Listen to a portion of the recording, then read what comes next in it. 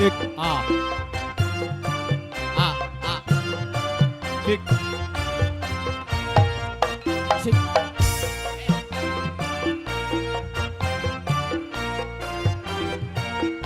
kick show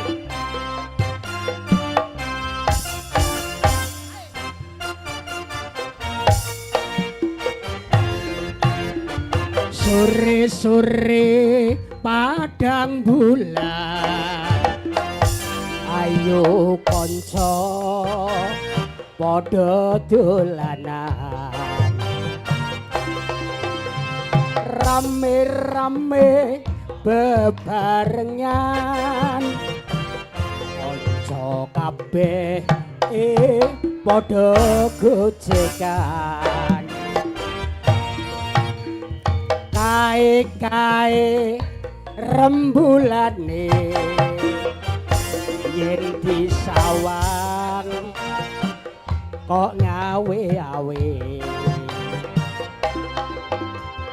kaya-kaya ngelingake kanca kabeh aja turu sore-sore getuk asale saka tela bumbung kepethuk karo Resma Kuncara alah getuk asale saka tela aja ngantuk nonton Resma Kuncara aja ngono mas aja ngono kadung janji aku mengko gelo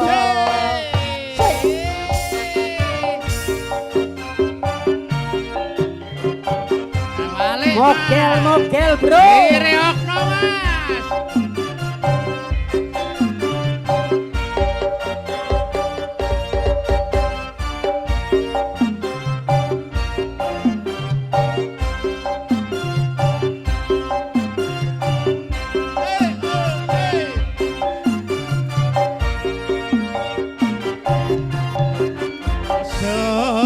sore padang bulan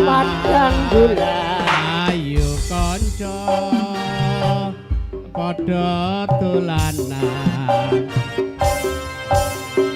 rene bebarengan rame-rame jogetan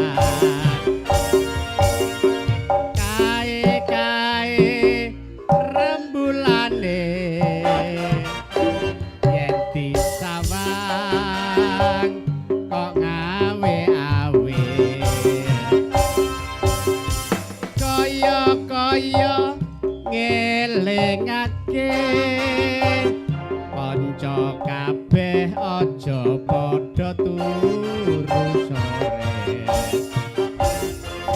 getuk asale saka tela mata ngantuk kuwi tambane apa alah getuk asale saka tela yen ra petuk no ati rasa gelo aja ngono mbak aja ngono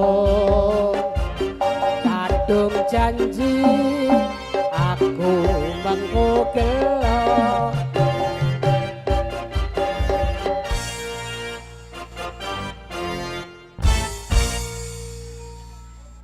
getuk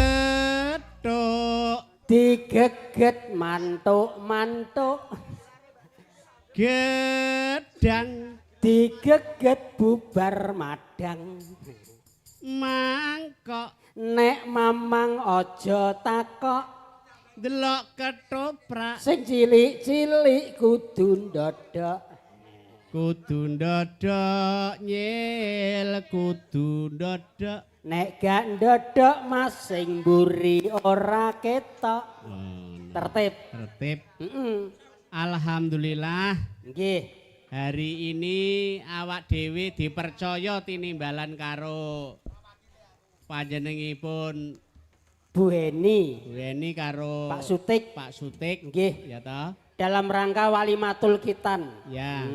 Tamune wong Puncel tambak ketok tertib. Tertib. Sing putri nglumbuk padha putri. Ketok mantesi. Sing kakung pinarak kumpul padha kakung. Ketok jangkung-jangkung. Sing cah cilik-cilik nglinggih ngarep grembel padha bocah cilik-cilik. Ya, kene dhuwur panggung. Nak sing ning dhuwur panggung aja mbok loroi. Nek ana bocah loro kok umek ora ana kancane ngono ditenane gampang. Pripun, Mas? Iku kelompok bocah sing sangune entek.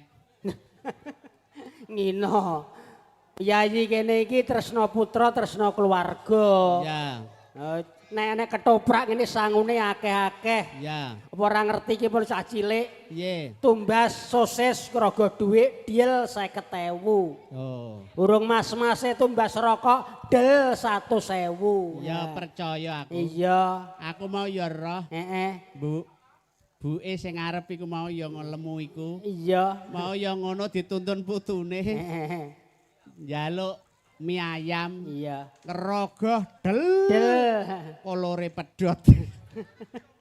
Delok kolore pedhot sing rogoh dhuwit. Iya. Ngucapke syukur alhamdulillah. Ya. Syukur nikmating Gusti. Ya. Bapak Sutik saha Mbak Heni. Ya. Bu Heni iso netakke putrane kanthi pahargyan ketoprak Risma Kuncoro. Ya. Kabeh diwajibna syukur, Mas. Ya. Diwenehi mata kanggo nyawang ya. Diwenehi yuswa panjang kanggo ketemu keluarga silaturahim. Ya. Diwenehi sikil kanggo mlaku ya. Diwenehi tangan kanggo nyekel, kanggo ilat, kanggo ngrasakno. Diparingi sikil kanggo mlaku. Mula rawuh rene nagakno sikile gak iso mlaku ngono lho. Oh, berarti rene mlaku mergo ana sikile. Angger ana sikile. Mlaku. Kowe yakin? Yakin. Aku gak percaya. Lah kursi iki ana sikile kok tenguk-tenguk. Sikil kursi sikile papat. Lah kok tenguk-tenguk. Mas, wong sikile loro iso mlaku. Lah iki sikil papat kok nganggur.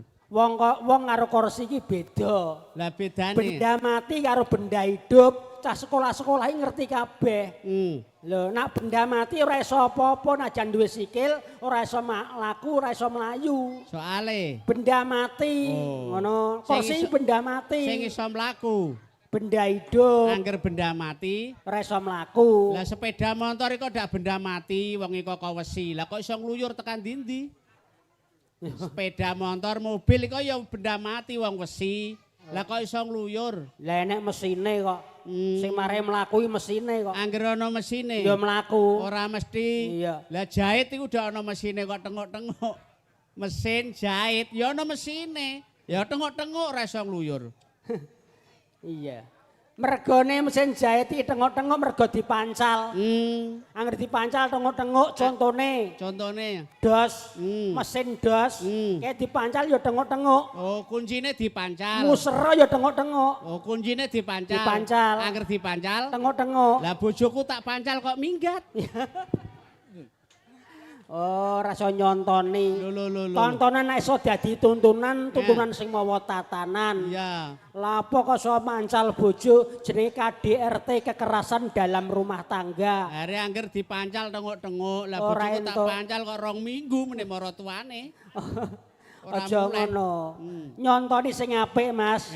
Contoh keluarga besar Bapak Sutik saha Bu Eni. Iya. Iki kewajibane wong tuwa netepi darmane asepuh. Maksude cara ngajine ya. Heeh. Cara niruwa kaya niru wit gedang. Maksude Wit gedang kae hidup yang bermanfaat. Wit gedang kae heeh. Najan mbok kethok ping sedina ping 7, nak durung woh, urung gelem mati. Ngono. Lah maksude dihubungno karo Pak Tik apa? Ngene, gedang kae nek wis woh dipangan wong akeh, najan ora mbok kethok mati-mati dhewe. Mula wong urip ning donya iki gelem bermanfaat kanggo wong akeh, sedekah rasa, sedekah bondo. Iku ning agama apa wae ngono kuwi. Berarti wit gedang iku nek iso niru, Iya. iso urip manfaat. Iya. Mergo gedang kuwi ora iso mati nek urung gelem metu wohe. Wohe. Berarti apik ya. Apik. Rumangsam. Lho. Lah gedang mati ninggalno anak ting jenggelek sing ngrumati anake sapa? Gedang iku lho ana tukulane cilik-cilik. Terus nek ditinggal mati mbuke sing ngrumati sapa? Lho berarti gedang ora manfaat. Gedang malah ninggalno wisa, mbuke mati anake ting jenggelek. Lho. Mas. Nun sewu ya. Ngono ku filosofine termasuk yo menyantuni anak yatim piatu. Anak gedang ditinggalno cara bocah no yatim piatu wajib disantuni, disedekahi. Lebih baik tangan di atas daripada tangan di bawah. Ora iso lah tanggaku tangane nang atas kok malah elek. Lah piye? Lho mlakune ngene lho. Iku stroke Lah kuwi. iya tangane ning dhuwur mlakune ngene lho. Ora ngono kuwi. Sedekah rasa ngono lho Mas. Wong wit gedang kok mbok anggap apik. Lah, Apik ya ora wit gedang ah. lah apa? Niru iku kaya iku lho, tanduran wit klapa. Wit klapa iku kawit koyot nganti tekan dhuwur kanggo kabeh. Oh. Aja wit gedang iku metuwe mati ninggalno anak ting jenggelek sakake anake. Tentang kehidupan lho ya. Lho iya. Kowe iso ngarani wit klapa. Wit klapa iku wite jenenge apa? Glugu. Lah karepe wong urip kon sak lugune. Rasah kenceng-kenceng pikirane dikendhokno, tanggane tuku mobil ora usah kepengin nek ora kuat. Nah mbok getno kowe ya pedhot ngemlakum ya ngene mau. Ngono. Dipaksa ya. Iya. Lah pengen sukses kayak Pak Tik ngene iki. Carane munggah kuwi kudu nganggo tataran, mula nek pengen jiko klopo, munggahe kudu nganggo tataran. Kok sithik mbok sithik mesti bakal tekan dhuwur. Ngono. Jadi nganggo tataran munggah. Nas munggah sukses. Urung nek dhuwur iku macem-macem kare sing mbok jiko apa. Lah wis perjuangan wis. Saya dhuwur le munggah. Terpaan angin semakin kenceng, resikone ya gegeden. Godaane ya akeh. Akeh. Oh, ngono. Padahal ning gone dhuwur klopo ki enek blarake. Blarak karepe aja blarak-blarak. Urip lan pakartimu, pasrahno marang panguwasaning Gusti, mlaku sak titahe, sak lakune wae, muga-muga berkahe keneng kanggo nguripi anak bojo. Ngono ya. Iya. Ana tepasno atimu marang pangmasane Gusti Allah Taala ngibadam dikencengi seolah-olah sesuk kowe mati. Lho ngono. Tepas kuwi. Ya. Dadi wis sukses ya Mas ya. Ya urung ning kono ati-ati. Kowe entuk jiko blarak, entuk jiko tepas ning aja nglangkahi blukang. Nak blukang mbok langkahi, ya kowe do nyamake lah pedhot entek. Wis ah. Blukang. Nah, iki lho tukang syuting Al-Robiah. Al-Robiah. Syutinge ya akeh nek nak nglangkahi blukang nak rentek pedhot aku amuk. Lah karepe blukang ki apa? Tukang son barang ngene iki aku ketoprak kadol le perkara nglangkahi bukang kok. Lah blukang saka tembung apa? Blukang saka tembung beluk-beluk sanding pikang. Ya iku Allah nek kowe nglangkahi iku pedhot-pedhot wis kandhane kok. Blukang beluk-beluk sanding mikang. Ah kowe ketoprak entek tanggo langkah-langkah blukang kok ngono kowe. Iya ngene iki bathi iwak ya entek ya. Bathi iwak bareng iso entek anggere dolanan blukang. Blukang ya. Kandhane kok. Lho ngene iki ana blukang mlaku ngene wis. Yanto ngene iki Yanto adine kangane sing digawe. Nerik-nerikne ya perkara blukang kok ngono kowe. Beluk-beluk sanding pikang aja diterak-terak. Iya Mas. Mas. Pengen uripe tentrem, bahagia, sukses. Iya. Kaya Mastik ngene iki. Mastik. Ngono. Pancen kewajibane wong tua Mas. Siji. Nak bocah lahir gawe jeneng sing apik. Sing apik iya. Jenakno sing apik. Karena jeneng iku termasuk engko nggawa watak-watake bocah. Iya. Nggawa iya. Terus sing nomor loro wis nggawe jeneng nyunatno. Iya nak kakung nyunatno. Ya. Nyunatno ya ngakekoi nak Islam. Oh. Nak anake lanang wedhuse loro, nak anake wedok wedhuse siji. Cara patik ini wedhuse loro. Nak lanang ngene iki wedhuse loro. Lah cara pas wayah Wayah akekah umur pira, Mas? Ya pokoke jane ya 7 dina wis ngakekah pokoke wayah Lahir bar lahir ya. pupak puser. Nah, pas wayah pupak puser urung duwe dhuwit. Urung duwe dhuwit, ngene iki pas sunatan ora apa-apa. Kaya Mas Glen ngene iki ya, Iya. pas sunatan. Cara upama sunatan pas krisis duit durung nyekel no piye? Ya diundur sok rabine, wayah rabi omah-omah diakekoi. Delalah pas nikah kak duit kanggo kolaan no piye? Ora ana Kayak dhuwit. duit Ah bojone Mas Tik, Mbak Eni. Mbak Eni kon ngapek Bang Mekar. Lho kok mek Bang Mekar lha Nggo apa? tuku wedhus. Wong nganti omah-omah nganti nyunatno nganti ngene iki wis dipikir nyono nyahene. Ngene iki ya wis disiapno sadurunge.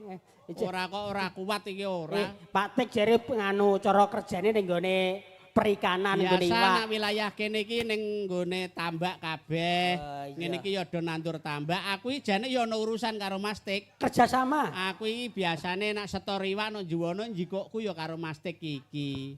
Baik aku jak, Kang. Ya ora kok ngejak ngene. Aku iki engko jane ana tamu. Tamu. Ning aku iki wis ape nemoni Pak Tik. Dadi wektu kuwi ra enek. Aku gantinen utawa aku iki serep ana. Kok nek ana tamuku teko layani kowe.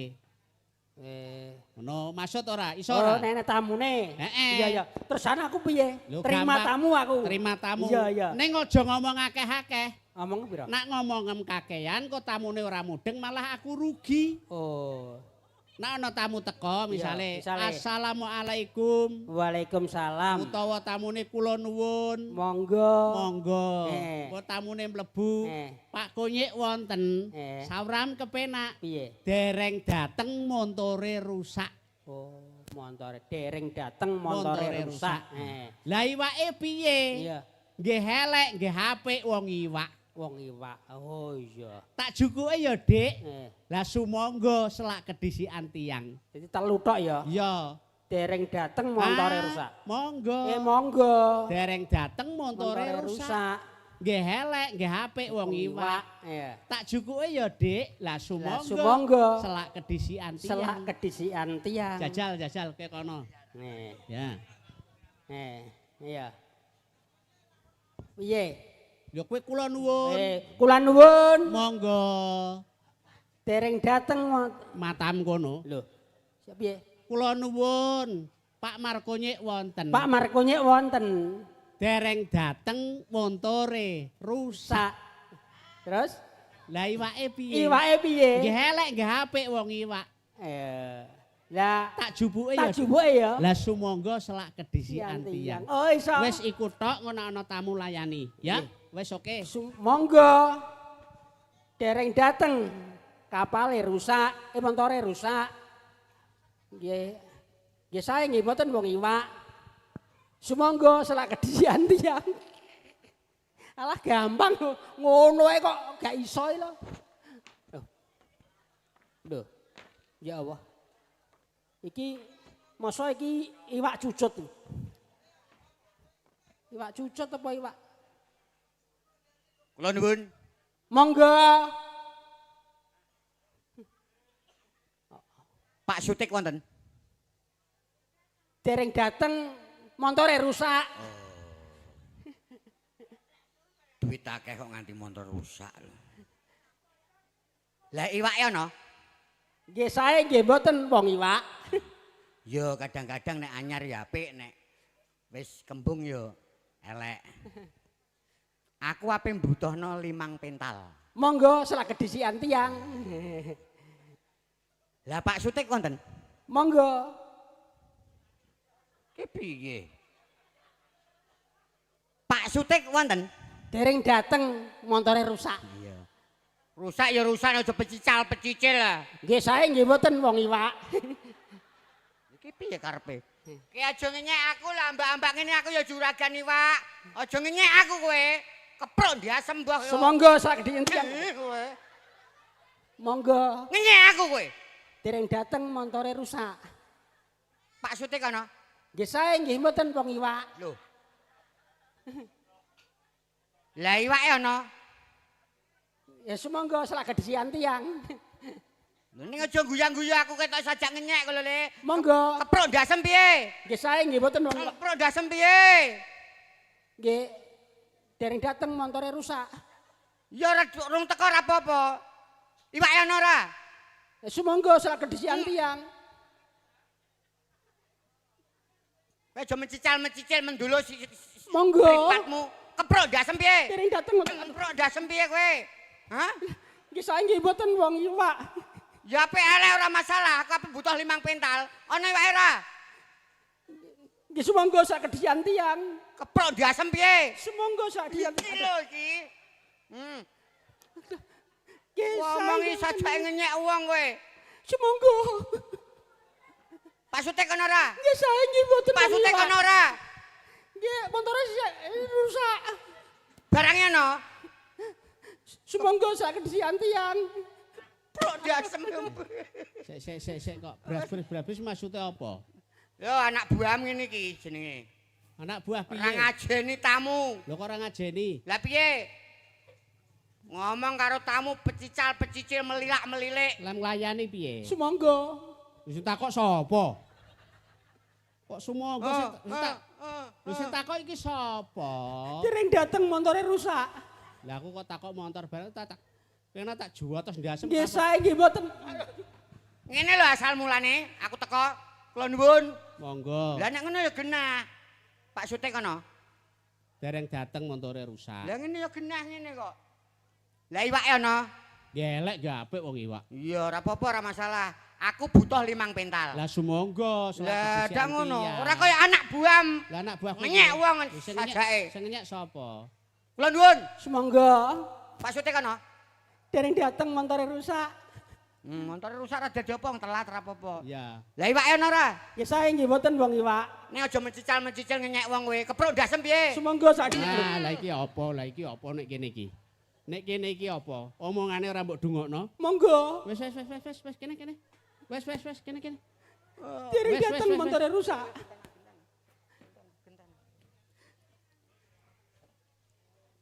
Monggo. Monggo. Iwake piye? Wis ae mboten wong iwak. Apel apa kowe? Tak keprok ya. Apel apa kowe? Aki keprok. Atur pambagi arsa wilujeng, konjuk sagung para tamu. Iki wis sore. Iya. Mon, celana piye kok ngono kuwi? Celana apa ngono kuwi? Iki celana sispul. Maksudnya. Sing nguri ISIS. Sing ngarep kumpul. Ayo diaturi panyunan lelagon. Iya. Soale iki engko nak nyanyi terus ya toh. Sakake penontone engko numpak becak ngombe sirup delok ketoprak ngantek surup.